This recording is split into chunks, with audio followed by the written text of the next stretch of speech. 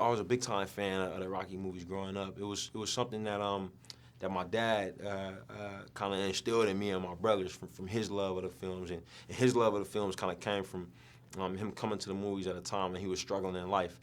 His mother was battling breast cancer for most of his life, and she passed away as a result of the disease when he was 18 years old. But one of his fondest memories of her was sitting down and watching Rocky II on TV. You know, while she was bedridden. You know, and they would watch the movie and talk about him, and he kind of passed that on to me and my brothers. And I came up with the idea for this story when my dad got sick. When I was finishing up film school and getting ready to make Fruitvale, and I had to deal with seeing this guy who was normally so strong, you know, battle his own mortality, and seeing him getting weak and having to help him to do things that, you know, I never thought I would have to help him do, and that's kind of what inspired this story.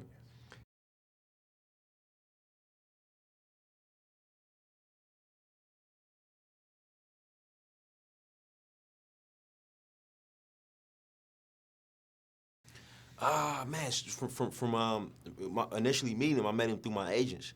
You know, I told my agents about this idea that I had, and they introduced me to Sly's agent, who's Adam Vinnett, and I told him about the idea. He introduced me to Sly's former business partner, Kevin King. Told him about it, and then eventually I made my way to Sly.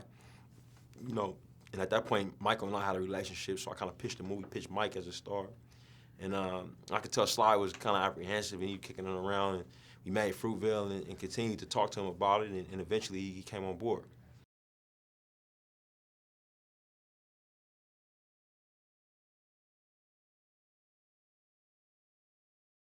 This kid kind of everybody, you know what I mean, in many ways. I think, but in a personal way to him, he's somebody who's struggling with his own identity. You know, he's somebody who has an absentee father. His father's passed away before he was born, and he's not sure, you know, he's not sure who he is, and he's on a mission to find himself, and to find some kind of validation, which is something I think many people can relate to.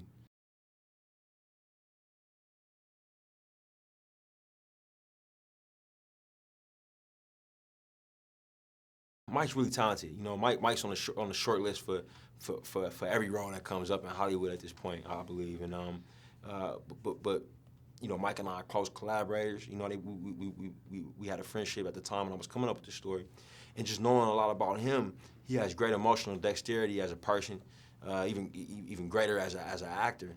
You know, and he's also an athlete. You know, he's very athletic. You know, very competitive and passionate about sports. So this role was kind of perfect for him, you know, and it allowed him to flex, you know, every muscle, you know, pardon the pun, but allowed him to flex every muscle in terms of acting, and also allowed him to take on an athletic challenge that he had never taken on before. So it was actually great. And then the X factor was the chemistry between he and Sylvester, you know, which couldn't have been predicted. But once I got those two into a room to talk about the project, it was like they just constantly fed off of each other because they're very similar in terms of their personalities, in terms of their sense of humor, in terms of their work ethic, you know, and their passion for the craft of acting.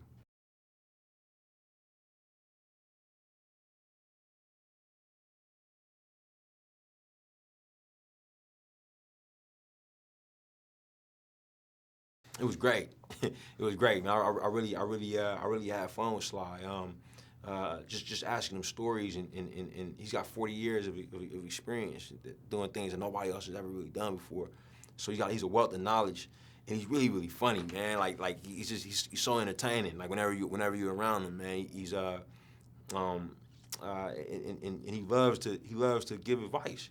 He loves to talk. He loves to teach. You know, so it's not like somebody who you know, who sits back and keeps info to themselves. Man, he loves to talk about the stuff he's been through and tell stories about crazy things he's done, and he loves to talk about things he learned. You know what I mean? At times where he tried to do something, fell down, and got up and did it again and succeeded. And you know, he oftentimes will tell me and Mike what traps to look out for. You know, not only in filmmaking but in life. You know, he was really fun.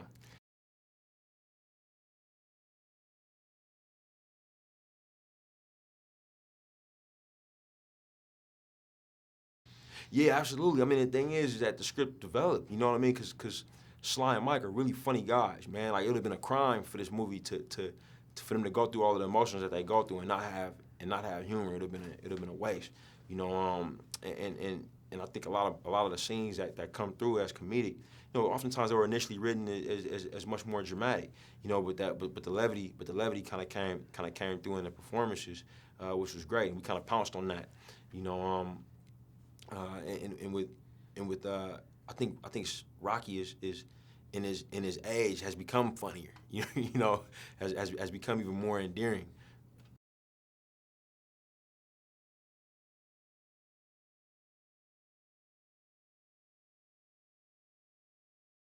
Oh, Tessa's an amazing actress. And Bianca is really the personification of Philadelphia today for us. That's what she represented in the story, and I was very interested in modernizing this story and making it, this relationships about these two this millennial couple, and what it means to be young and in love today when women are just as career driven and just as ambitious as the men are, and rightfully so.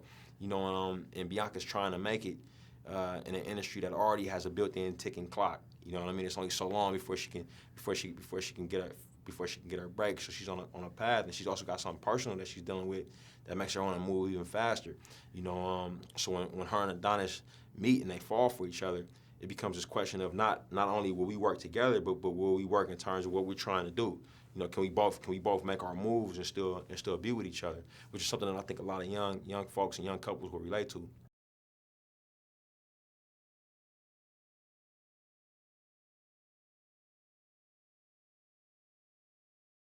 Absolutely, absolutely. Just the diversity here in the history, and what it means to people to be from here was definitely a big character in the film, and it was great to look at it through the lens of somebody from the West Coast because it is different. It just in how people talk to him, and with Adonis, because he's struggling with his identity.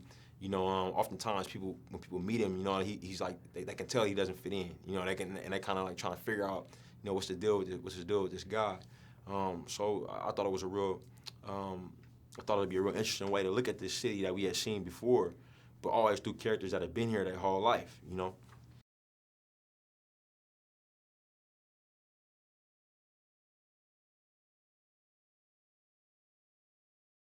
I mean, it was exhilarating, man, but also incredibly challenging.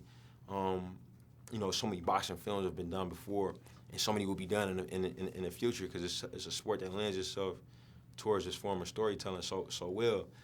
So our challenge was really finding new ways to do it, and looking at our story and trying to figure out, what does this fight represent in our story? What does this fight represent for Adonis, and how do we achieve that in the choreography and in the cinematography?